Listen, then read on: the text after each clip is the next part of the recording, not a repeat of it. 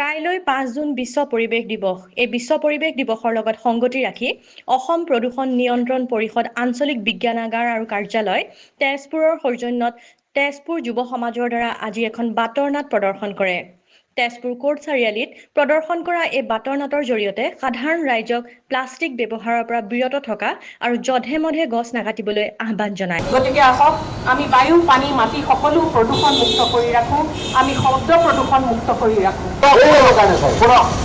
এনেকুৱা ধৰণৰ কাম কৰিলে এদিন আপুনি, মই আৰু ইয়াত থকা সমগ্ৰ মানুহে এদিন এনেকুৱা ধৰণৰ অসুবিধাত ভুগি পৰে।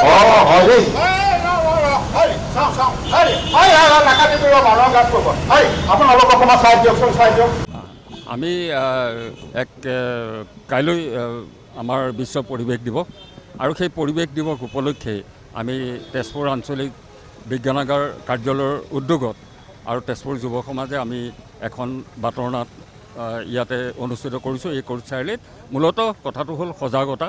আমি ভৱিষ্যত প্ৰজন্মৰ বাবে আমি এক সজাগতা সৃষ্টি কৰিব লাগিব। আমাৰ জ্যেষ্ঠসকলে আমি যদি প্লাষ্টিক প্ৰদূষণেই হওক বা শব্দ প্ৰদূষণেই হওক বা যিকোনো বায়ু প্ৰদূষণেই হওক, এইবোৰ আমি অন্ততঃ যাতে আমি ৰোধ কৰিব পাৰোঁ।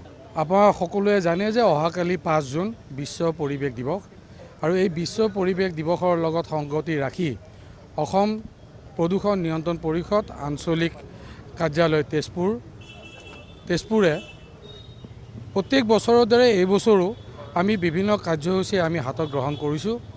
যোৱা ২৯ তাৰিখৰ পৰাই আমি বিভিন্ন ধৰণৰ কাৰ্যসূচী কৰি আহিছোঁ। বিশেষভাৱে বিশ্ব পৰিৱেশ দিৱসৰ লগত সংগতি ৰাখি বৃক্ষ সংৰক্ষণো আমি কৰিব ধৰিছোঁ আৰু যোৱাকালিও আমি কৰিলোঁ, তাৰ আগৰ দিনাও কৰিছোঁ। আজি আপোনালোকে দেখিছে আমি ইয়াতে বাতৰ নাট এখন অনুষ্ঠান কৰিছোঁ।